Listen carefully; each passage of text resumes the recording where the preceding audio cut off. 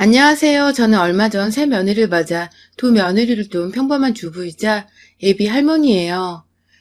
아들도 장가다 보냈으니 이젠 숙제 다 끝내고 한시를 놓았지요.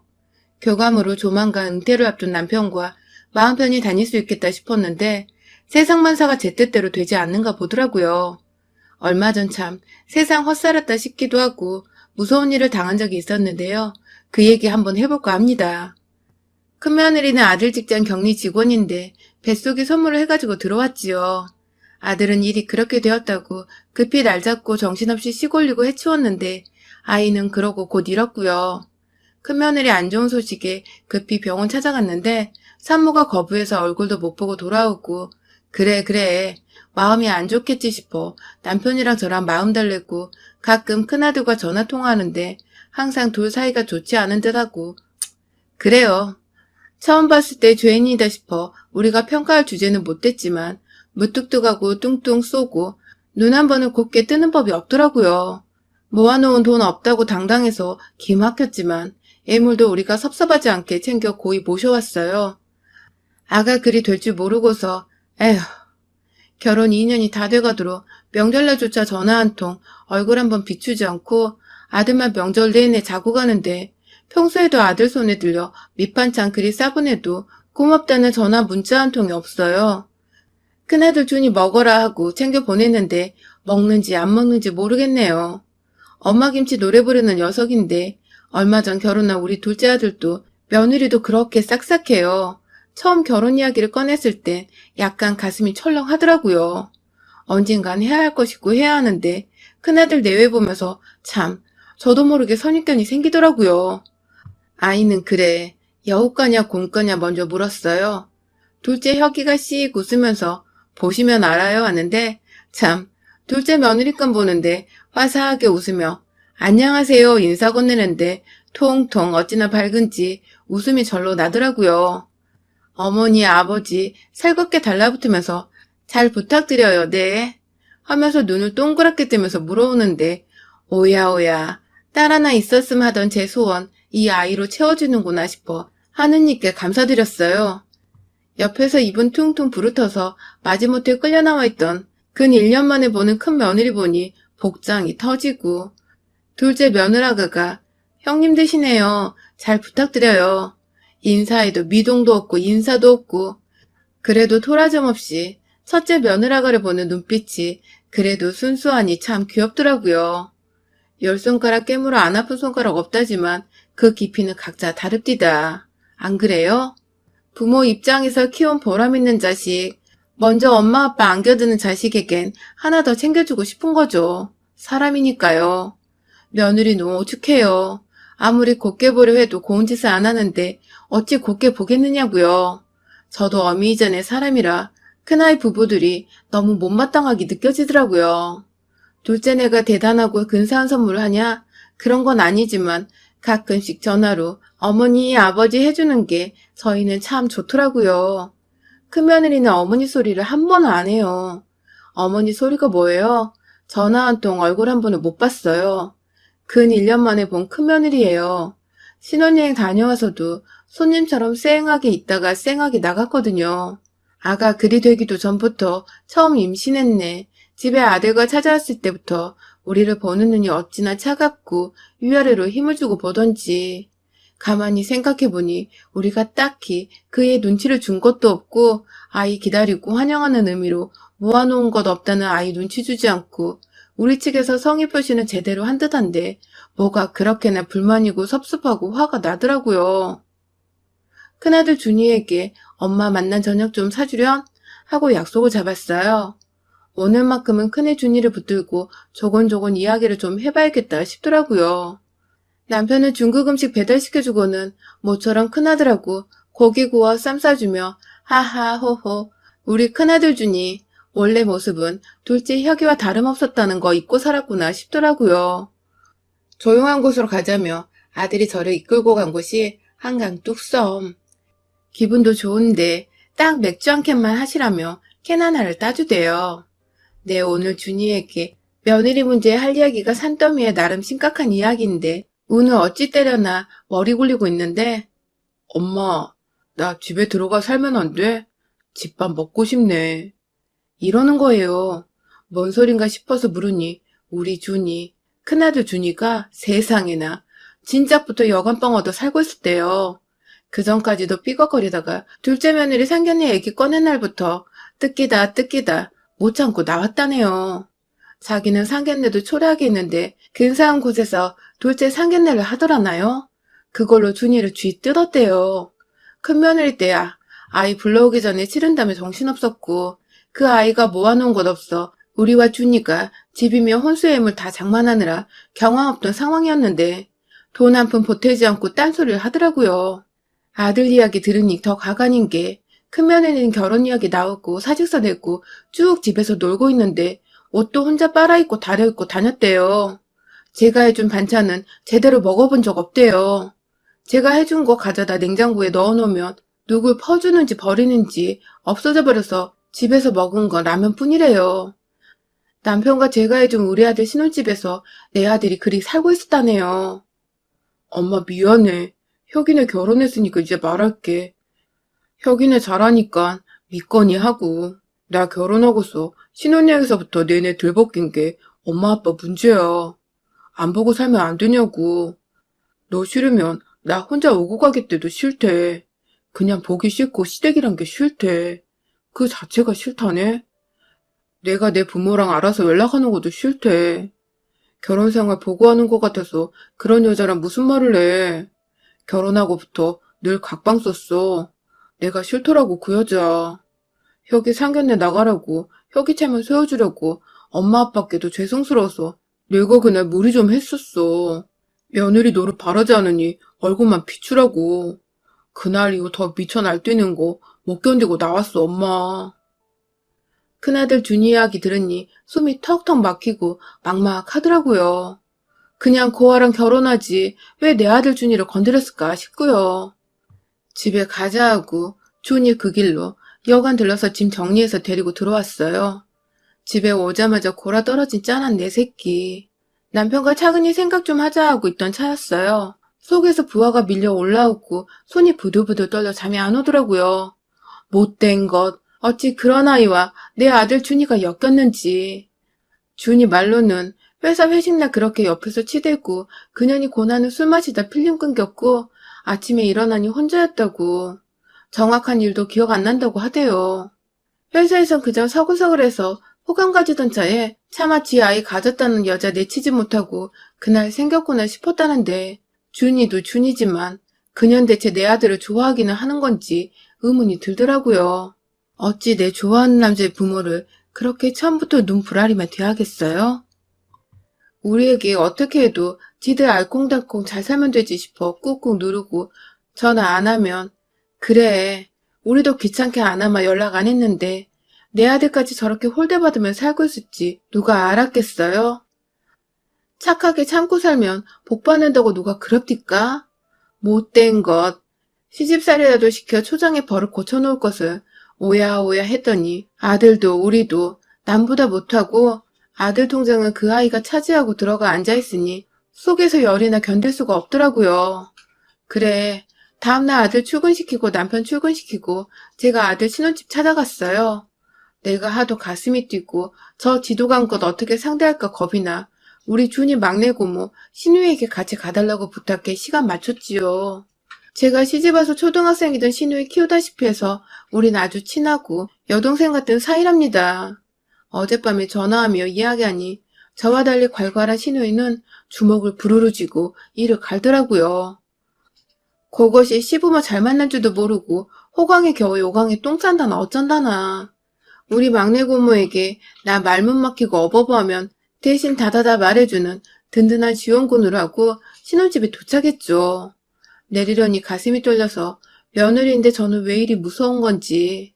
막내 고모는 빨리 내리라 재촉하는데 한 번도 남에게 험한 말한 적 없이 산 사람이라 손이 떨려서 힘이 안 가고 가슴 누르면서 잠깐만 하고 있는데 선글라스 착 끼고 며느리가 나오더라고요. 막내 고모 잡고 잠깐만요 고모 내리지 말고 제 어디 가나 좀 봐요. 그러곤 쫓아갔죠. 강남정 빌라촌에서 어떤 남자를 태우더니 외곽 쪽으로 빠져서 둘이 허름한 식당에서 뭘 먹나 싶더니 모텔로 가더라고요. 외곽 쪽 모텔이 그렇게나 많을 줄 몰랐네요.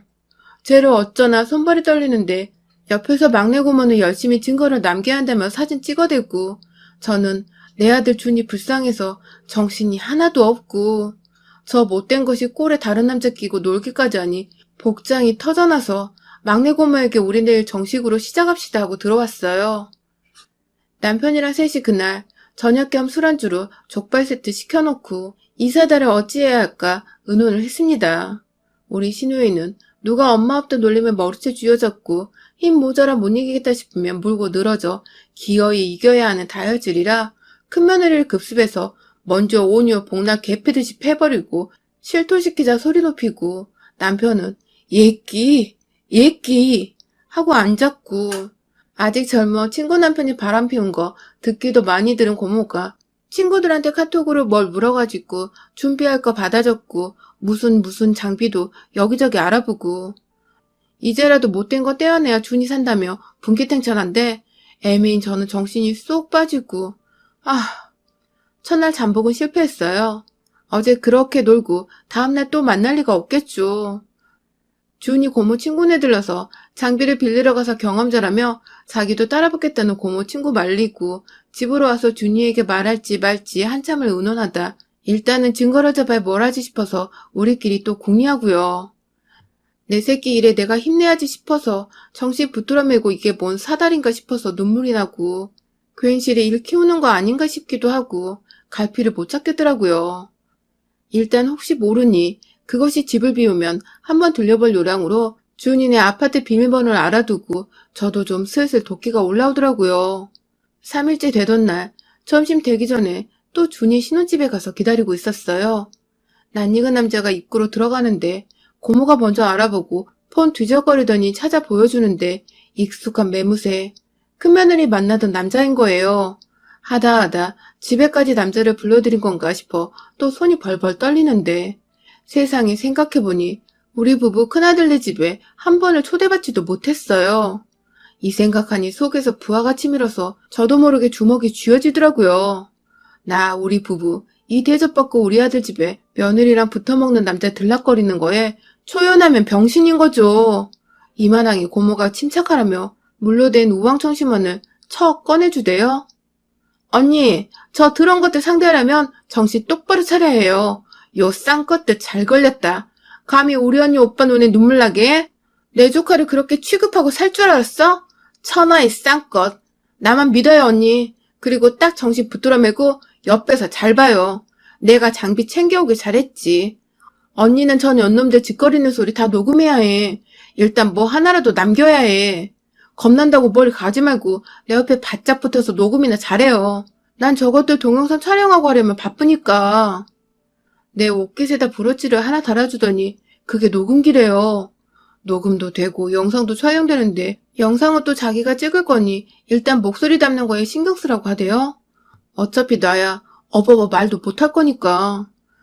그러더니 초콜릿을 꺼내서 내 입에 한 움큼, 지 입에 한 움큼 집어넣고 먹으래요. 이왕 입에 들어왔으니 우적우적 씹고 있는데 저것들이 일 치르고 물고 빨대할 때 잡는 게 좋은데 언니가 견딜 수 있겠냐며 정리되면 들어가 잡디다. 그래, 물고 빨고 할 때 잡으면 멋이 좋으냐 물으니 하고 나서 잡으면 둘 다 아니라고 뻗대면 답이 없다는 거예요. 하고도 안 했다 하더니 물으니 아주 싼 것들은 그렇게 죽을 때까지 절대 아니라고 우긴다대요. 그래서 내가 고모 가자. 저 더러운 것들 물고 빨고 그짓거리 하는 것을 잡아서 숨구멍을 없애자 말했죠. 약기운이 도는 것인지 저도 모르게 용감해지더라고요. 처음 처녀가 임신해서 와서 남자 부모님 앞에서 부끄럼 하나 없이 되바라지게 위아래 치켜뜨고 올려뜨던 큰며느리의 생각하니 뭐라도 강하게 쥐어잡아야겠다 싶더군요. 진짜 싫다고 그렇게 아들이 지 부모 찾아보는 것도 쌍지팡이 짚고 막아섰다는 니년 그 장면 들키면 지 아무리 독한 년이라도 날 얕잡아보지 못하겠지 싶었어요. 아들에게 알아낸 비밀번호가 틀리면 어쩌나 두근두근 걱정하며 조심히 누르니 천만다행 그대로더군요. 겁이 없는 것인지 내 아들 다의 안중에도 없는 건지 문을 살짝 열어보니 지네 발도 아니고 무슨 신발이 그렇게 많은지 널브러진 여자 신발 사이로 딱 하나뿐인 남자 구두. 내 아들 준이 슬리퍼 한 짝이 없는 것을 보니 세상 눈에서 불이 확 일어나대요. 애들 막내 고모가 현관 신발 사진 탁 찍고 바로 동영상 5시간짜리 카메라를 들고 영상을 찍으며 조용히 들어갔어요. 안방 쪽으로 들어갈수록 요란스럽게 끙끙대는 소리가 들렸고 두근두근 내가 이 나이 먹고 아들도 둘에 야한 영화 안 본 것도 아니고 오늘은 내 아들 속이고 부정하는 못된 거 능징하러 온 저승사자라고 하고 고모가 소리 더 담겠다고 조금 더 영상 녹음하고 달고 있는 브로치에 내 숨소리가 혹시라도 더 커서 안 들릴까 숨 조절하고 안방문을 착 열었습니다. 이 더러운 것들 한참을 끙끙 낑낑대며 막내 고모도 차마 들어가지 못하고 열린 틈으로 요렇게 각도 맞춰서 손 집어넣고 찍고 있는 줄도 모르고 있다가 어쩌다 삐쭉 카메라를 봤는지 응? 하다가 우리를 보고는 소리를 빽 지르니 남자는 돌아보고 바로 헐레벌떡 튕겨져 화장실로 튀어 들어가더군요. 야, 엄마! 큰며느리 입에서 처음으로 엄마 소리를 다 듣네요. 참 비싼 엄마 소리. 알아요. 준이 엄마 말고 지 엄마 찾는 게죠. 네 엄마 여기 없다 요년아. 요렇게 내려다보니 제 눈을 또 요렇게 똑바로 마주치는데 막내 고모 쪽은 차마 쳐다도 못 보고 겁먹는 눈치대요. 우리 막내 고모가 보기에도 사납게 생긴 데다 화장도 독하게 하는 편인데 요년이 이 와중에도 사람 가리대요. 못된 년. 애들 막내 고모가 화장실에다 놈의 팬티만 챙겨서 손가락 끝으로 집어서 입고 나오라고 던져주고 요것은 이불로 돌돌 마른 채로 무릎을 꿇더라고요. 남자가 나오자마자 우리를 밀쳐내고 냅다 튀어가려다 고모에게 붙잡혀서 무릎 꿇고 비는데 요년은 입 한 번을 안 떼요. 괘씸한 것. 니들 언제부터 붙어먹었니? 간도 크다. 여기가 어디라고 여기서 뒹구니? 3일 전에 밖에서 백숙 사쳐먹더니 돈 떨어졌니? 내가 그렇게 말하니 인연이 화들짝 놀래 쳐다보대요. 아니 막내 고모는 왜 놀라서 쳐다본대요. 니년 놈들 하루 이틀 뒤 밟은 거 아니야. 거짓말 할 생각 말고 사실대로 불어. 지금 고모랑 나 있을 때. 조만간 한 패거리 들이닥칠 건데 후회하지 말고. 걔들은 나하고 또 달라. 너희 같은 것들 보면 먼저 발부터 나가. 그리고 요년아, 붙어먹던 남자분? 그쪽도 빤스만 입고 가긴 어딜 가. 도망갈 생각 마라. 현관에 떡대가 지키고 서 있어. 설마 하니 우리 단둘이 왔겠어? 그랬더니 남자가 부들부들 안절부절. 애 엄마는 당분간 안 만나려고 했는데. 동시에 며느리는 조용해 소리치고 고모와 저는 고리 띵. 애 엄마? 애 뱃속에 있던 그애 말이니? 물으니 그렇다네요. 다리가 덜덜 떨려 주저앉을 거 억지로 참아내고 제가 아직 공부 중이라 아이 키울 상황이 안 돼서 마침 회사에 마음만 먹으면 속이기 쉬운 사람이 있다기에. 니년이 준이 손에 들려보낸 반찬이면 뭐며 다 이놈한테 가져다 바쳤구나. 내 새끼 돈으로 딴 놈 먹여 살렸어. 대답 없이 팍 고개 돌리더니 불통거리는 목소리로 이제라도 떨어져주면 되잖아요? 하는데 옆에 얌전히 있던 고모가 카메라를 끄더니 달려들어 쥐어뜯기 시작하대요. 인연이 뚫린 입이라고 그 소리가 먼저 나와? 죄송합니다. 잘못했습니다. 살려주세요.